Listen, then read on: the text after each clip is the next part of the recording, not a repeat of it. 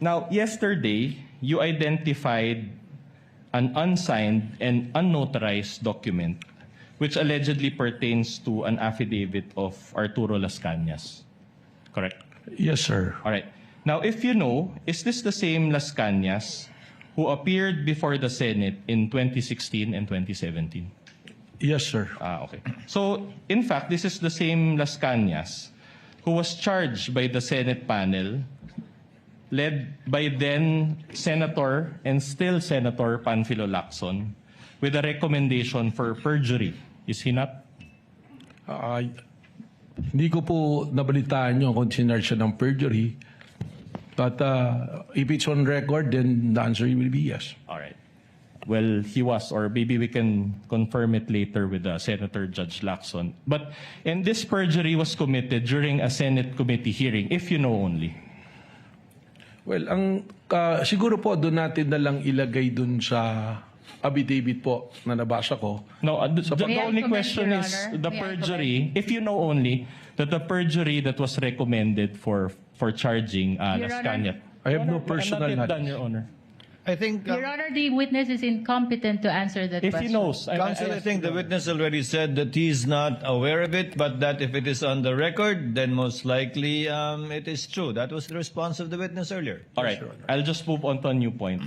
Now, allow me to read a statement of Senator Lacson, and then I'll ask questions thereafter. May we request, Your Honor, that the witness be confronted with a document if I think the defense is reading from a document? Yes, Your Honor. We will provide The the hard guidance of the copy. witness, Your Honor. We will provide the hard copy, and then we'll also show the soft copy on the screen, Your Honor. Assisting counsel is authorized to approach All right.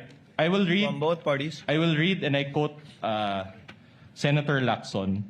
Ang may papayo ko lamang kay SPO3 Las Cañas, kung ang layunin ng inyong quote-unquote extrajudicial confession ay mapanagot sa ilalim ng batas si Pangulong Rodrigo Duterte at iba pang personalidad, marapat lamang na maliban sa inyong salaysay, may maipakita ka pang bukod at ibang ebidensya. Kung wala, ay maaaring masayang lamang ang oras ng mga tao dito dahil baka walang kahihinatnan ang isinasagawa nating pagdinig sa araw na ito laban sa sino mang mga taong idinadawit mo. Are you aware of this statement by Senator Lacson against Las Cañas? Ngayon po, nabasa po. You're aware nabasa now. ko po. All right. At any rate, you mentioned yesterday that you did an open source investigation to obtain the Las Cañas document, correct? That is correct po, sir. But to be candid, was it just Google search? Hindi po. Are you at liberty to disclose what method you used in that open source investigation? We were provided, dito po nagsimula yan, we got hold of a copy of the affidavit of Arturo Las Cañas.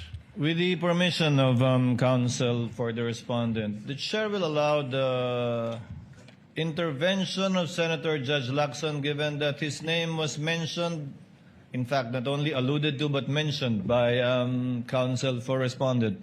Senator Lacson is recognized to give a manifestation. Thank you for allowing me to interject.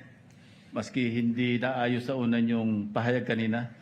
Kasi ang worry ko, pag inupuraw ako doon, interpolate ako ni Senator Lapid. So, having said that, anyway, levity aside, Mr. Presiding Officer, basahin ko lang yung portion ng committee report kasi I chaired the Committee on Public Order when we investigated the EJK. And indeed, I will confirm that Arturo Las Cañas retracted and changed his testimony. No? After several hearings, nag-retract siya. But hindi po ako nag-file ng perjury. Gusto ko lang i-correct yun. Ang recommendation po sa Roman numeral number 6, recommendations, part po ito ng committee report. In view of the foregoing, the committee recommends the following. 1, amendment of the revised penal code to increase the penalty for the crime of perjury.